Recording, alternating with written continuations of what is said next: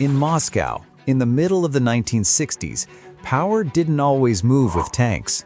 Sometimes it moved with a column in a ledger. Picture a long table under harsh lights, men in dark suits, ashtrays, a stack of paper stamped with seals. On the surface, it's harmless. An administrative tweak, a technical correction, one more adjustment to how factories are judged. But everyone in that room understands the stakes.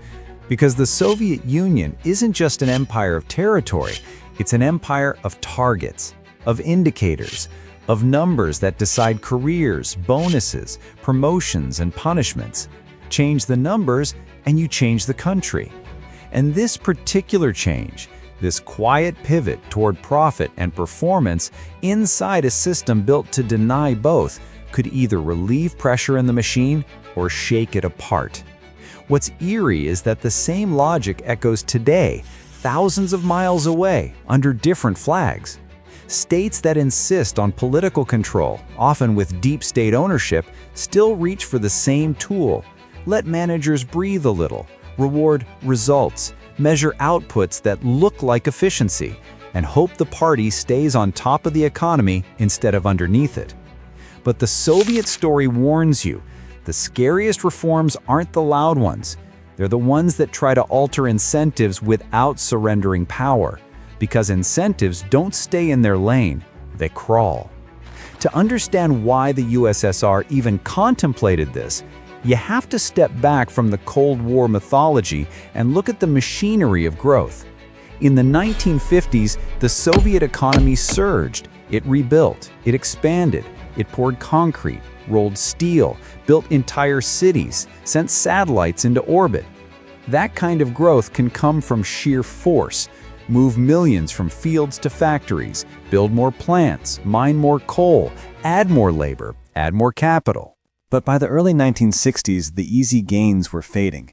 The system was running into the limits of what economists call extensive growth, getting bigger by adding more inputs, without the productivity leap that comes from doing things smarter. And the symptoms were everywhere. Factories hit their quotas by meeting numbers that didn't match reality. If the plan demanded tons, you made tons, whether the product was usable or not. The classic example is nails. If the target is weight, you get absurdly heavy nails. If the target is number of nails, you get tiny nails. Either way, the factory wins and the economy loses. Quality was a headache no one could cure with a decree. Innovation moved like it was wading through syrup. Slow, political, risky.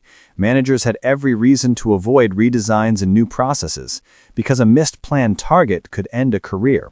The safest strategy was to repeat last year, request more inputs, and pad the plan negotiation so the target was always just barely achievable.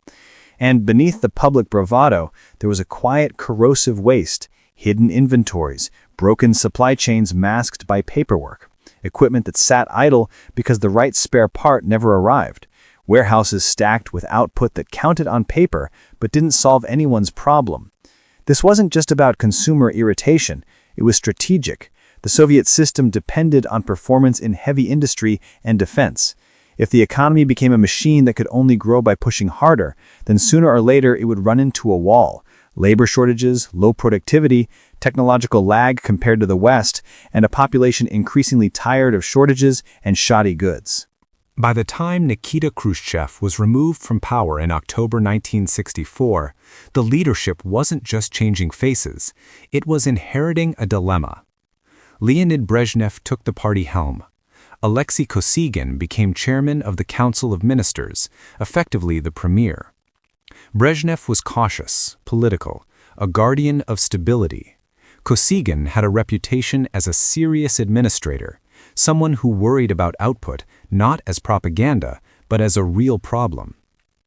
And then there was an idea that had already slipped into public debate like a smuggled note. In September 1962, a Soviet economist named Yevsei Lieberman published a provocative article in Pravda with a title that sounded almost heretical in its simplicity. Plans, profits, bonuses.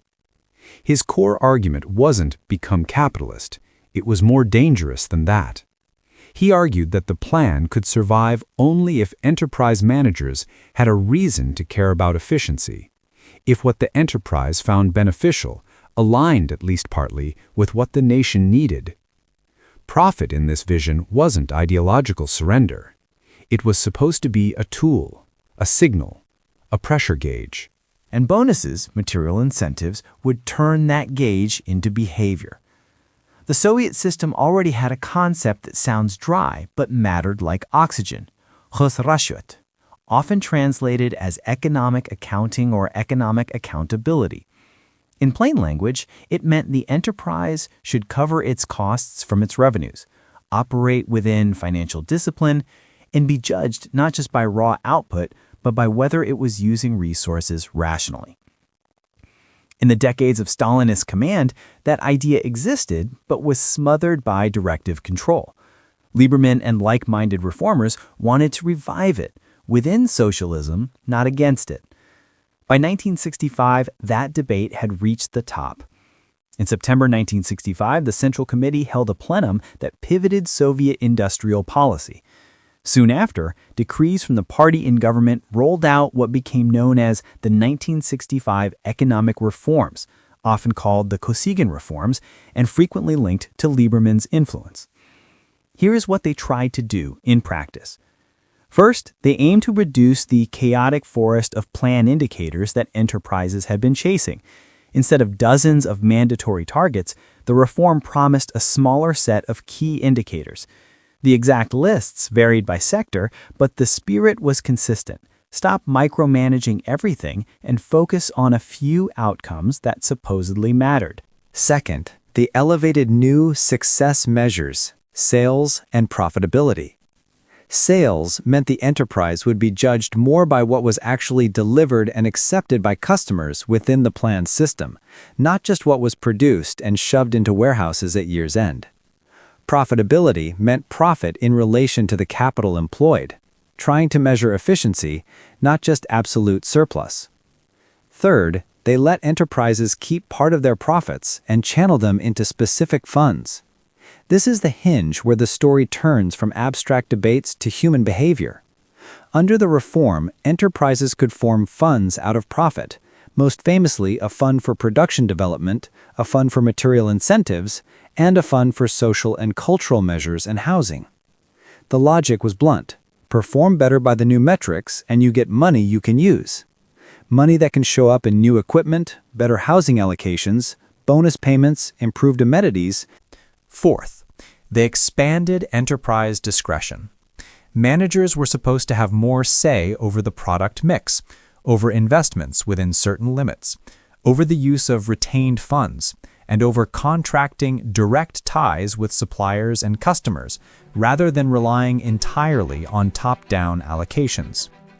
Fifth, the reform acknowledged, almost like a warning label, that prices had to be improved. Wholesale prices in the USSR were administered. If you were going to measure profitability, you needed prices that reflected real costs and encouraged better choices.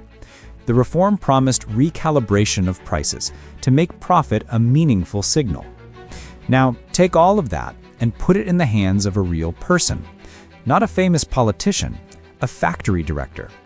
Think of a director in a machine-building plant, one of the thousands of enterprises that formed the backbone of Soviet industry. He is not a free agent. He lives inside a cage of ministries, party committees, supply constraints, and plan obligations. He has workers to pay, equipment to maintain, targets to hit, and inspectors to satisfy. His factory is also a political object.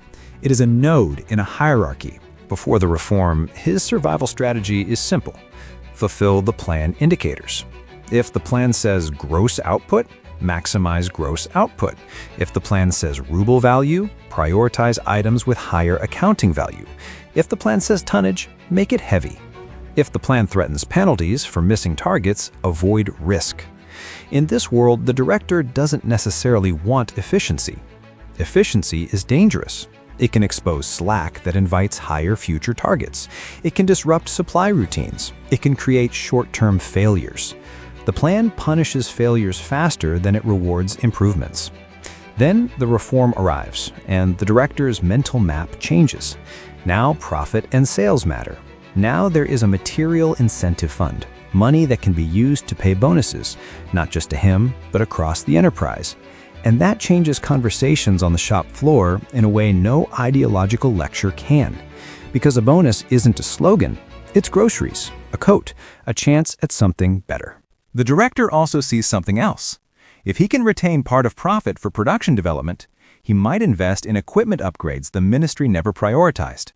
He might fund repairs. He might buy new tools. He might, in theory, make the plant better.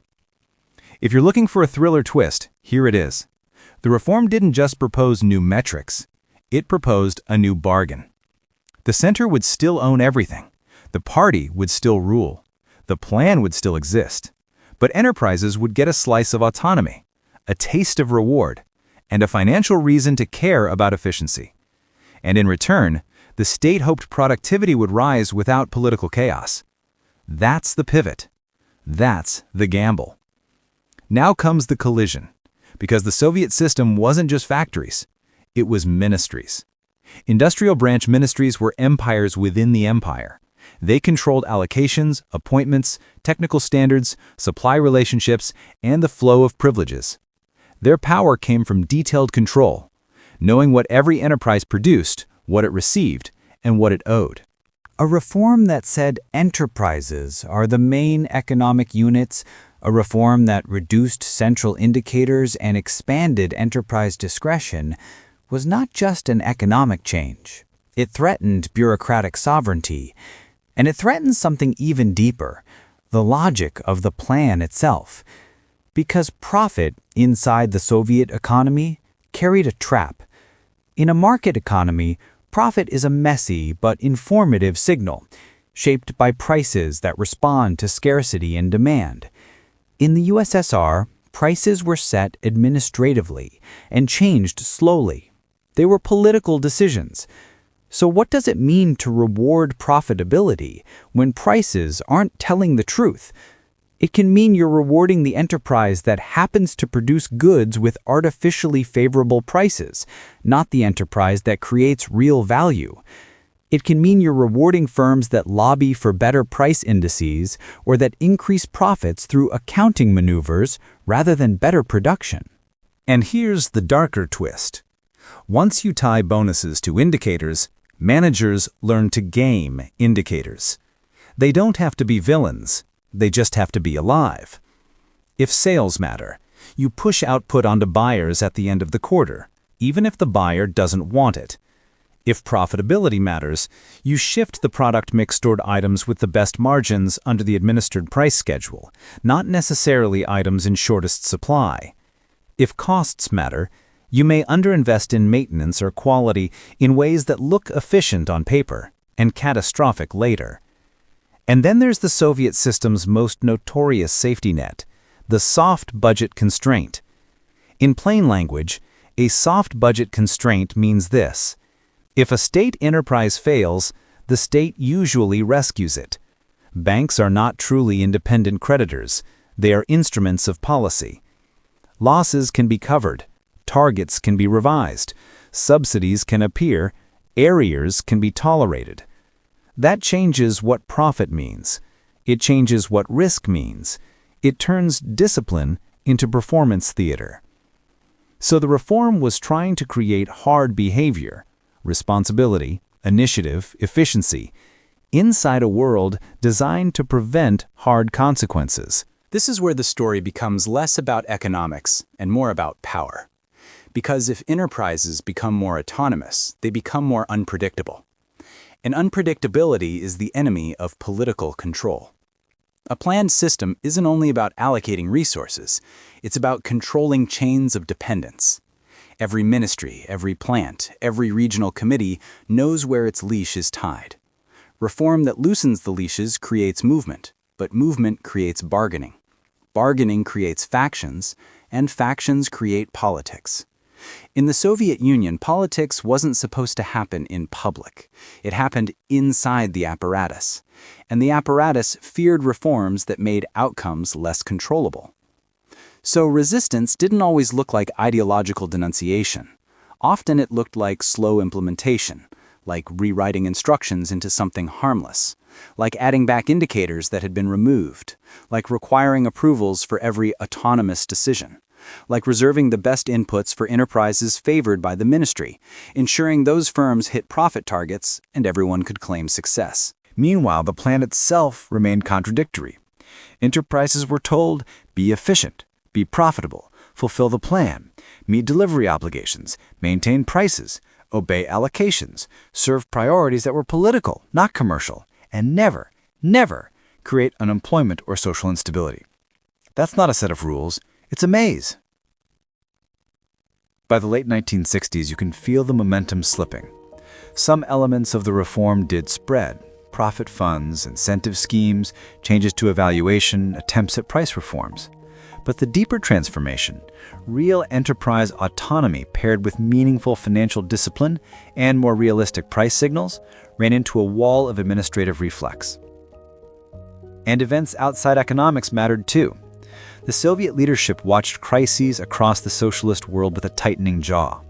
In 1968, Czechoslovakia attempted socialism with a human face, and the Soviet Union crushed it. Whatever economic reform meant inside Moscow, it was now shattered by fear. Reforms could become a story of loosening control, and loosening control could lead to political infection. Then came another twist. If the system could coast, it would. In the 1970s, the USSR benefited from higher global oil prices. Hard currency and export revenues brought relief. Pressure to reform sometimes fades not when problems are solved, but when they can be financed. Kosygin remained a figure of reformist intent, but his room to maneuver narrowed as the political center prioritized stability and control. Over time, reforms were diluted, re-centralizing instincts reasserted themselves, and enterprise initiative shrank back into the familiar habits of planned bargaining and metric management. This doesn't mean the reform vanished overnight. It's more unsettling than that. It lingered half alive, enough to create new distortions, not enough to create a new system. And that raises the question the title dares to ask. Could this 1965 pivot have saved the USSR? You have to be careful here, because counterfactuals can turn into fan fiction. But we can outline plausible paths alongside the hard constraints that would have remained. One plausible path is the Hungarian route. Hungary launched its new economic mechanism in 1968, leaning further into enterprise autonomy, prices, and market-like coordination within socialism. If the USSR had committed more seriously to price reform, reduced mandatory output directives, allowed more flexible wholesale trade, and enforced harder budget constraints, making loss-making behavior costly, it could have improved efficiency and quality. Not a miracle, but a meaningful shift. A second path is the dual-track logic later associated with China.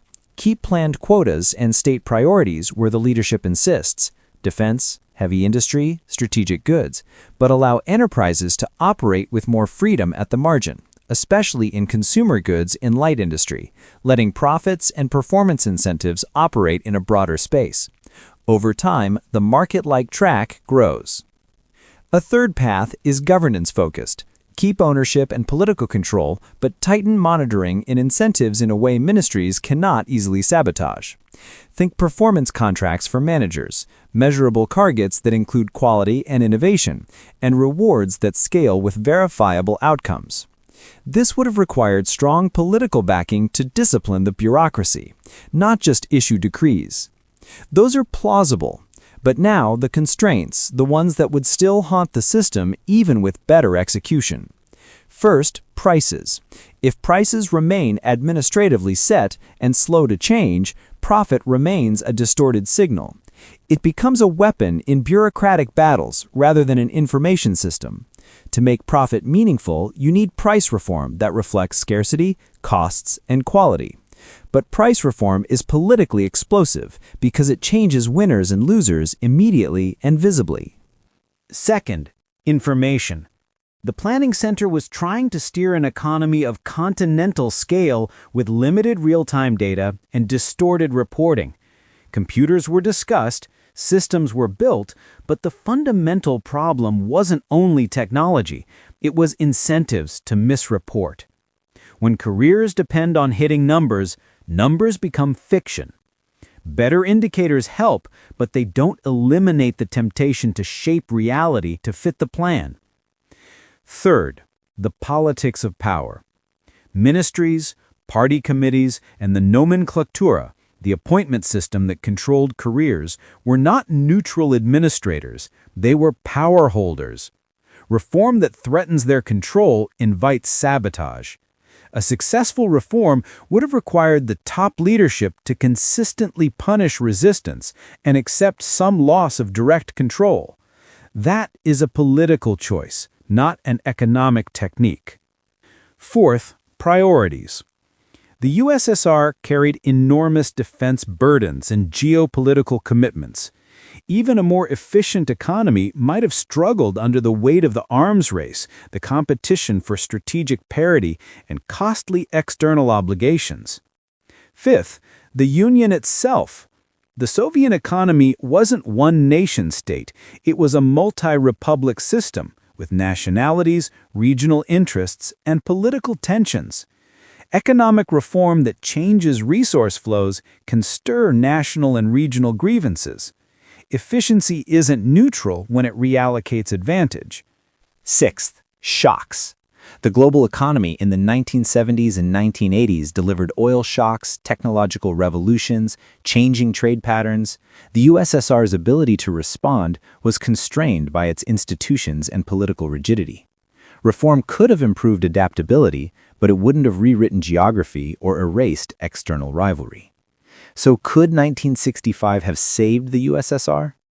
The honest answer is, it could have delayed decline, improved living standards, and reduced stagnation if implemented more deeply and coherently, especially with price reform and harder budget discipline. But it would still have faced the fundamental tension: you cannot fully harness economic incentives while insulating political incentives from change. And that brings us to the modern echo, the part that feels uncomfortably current. Because after the Soviet collapse, many states looked at the rubble and did not conclude state ownership is impossible. They concluded something more specific. State ownership without incentives rots.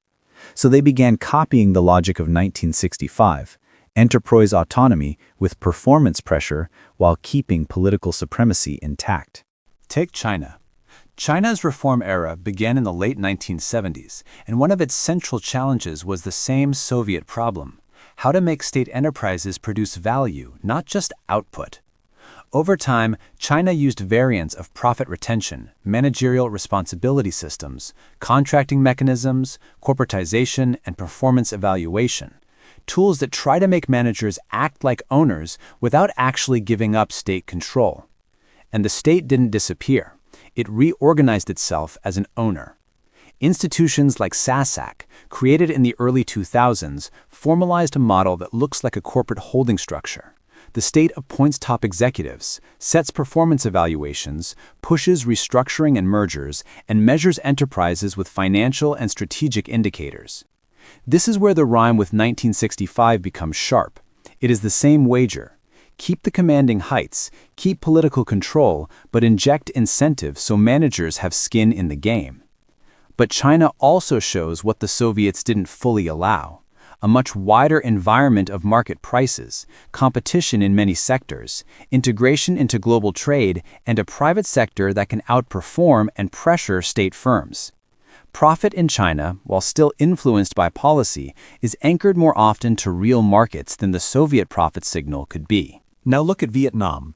Vietnam's Doi Moi reforms began in 1986, explicitly as renovation, not a surrender of the system, but an attempt to save it by changing how it worked. Like China, Vietnam expanded market mechanisms, allowed private enterprise, and restructured state firms through a long process that included corporatization and partial privatization, often called equitization, while retaining state dominance in strategic sectors. Again, the rhyme with 1965 is not about ideology.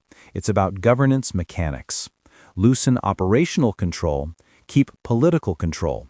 Use performance measures, profit retention, and managerial incentives. Restructure SOEs to behave like firms rather than ministries with smokestacks.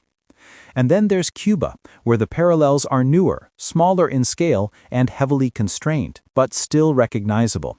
Cuba has pursued reform in fits and starts, always under the shadow of political limits and external pressure. In the last decade, and especially since 2021, Cuba has legalized private small and medium enterprises and adjusted rules around self-employment and enterprise autonomy in response to chronic shortages and fiscal strain. Alongside that, there have been attempts to grant state enterprises more flexibility, to make them more responsive, to allow some retention of earnings and more discretion within tight boundaries. It is not China. It is not Vietnam. But the same instinct is present. The leadership wants the productive energy of incentives without the political unpredictability of pluralism. So who's copying the 1965 pivot? Not by citing Kosygin, not by quoting Lieberman, but by reaching for the same toolkit: performance contracts, key indicators, profit retention, bonuses tied to results, enterprise autonomy constrained by political red lines, and a state that tries to behave like a shareholder without allowing independent power. And here's the reveal that makes it feel like a thriller. The danger doesn't come from the tools. It comes from what the tools awaken. Once you reward managers for hitting metrics, they will hit metrics, sometimes by improving reality, sometimes by reshaping reporting, sometimes by moving problems off the books and into the shadows. If the political system demands control and the economic system demands truth, the people in the middle learn to speak two languages at once. The Soviet 1965 reforms tried to turn a blindfolded pilot into a pilot with instruments: profitability, sales, incentive funds, fewer dials to watch, clearer readings. But instruments are only useful if the cockpit is connected to the plane, if prices mean something, if failure is allowed to be failure, if signals aren't punished for being honest, and above all, if the leadership can tolerate what real feedback implies. That's why we end where we began, back in that mid-1960s room with paper and ashtrays and sealed decrees. Because the most destabilizing thing in a planned empire is not sabotage from the outside. It is a small internal admission that the old indicators lied. The 1965 pivot reveals a hard truth about reforming a planned economy without surrendering power. You can change the incentive structure of factories. You can let directors retain profits and pay bonuses. You can reduce plan indicators, introduce performance targets, and demand efficiency. What you cannot do, at least not for long, is pretend that economic incentives can run free while political incentives stay frozen. If ministries fear losing control, they will smother autonomy. If the center fears unpredictability, it will re-centralize. If profit becomes a distorted signal, it will be gamed. If failure is never allowed, discipline becomes theater. And if reform threatens the power structure that must implement it, reform will be implemented as a shadow of itself. The Soviet Union didn't collapse because it tried profit incentives in 1965. It collapsed because it could not reconcile a system that demanded obedience with an economy that demanded information. That's the lesson for every modern state that wants the efficiency of markets without the risk of political competition. You can tweak the ledgers, you can rewrite the indicators, you can even change how bonuses are paid. But in the end, the most important incentives are not in the factory. They are in the Kremlin, whatever your Kremlin is. Because incentive tweaks can't outrun political incentives.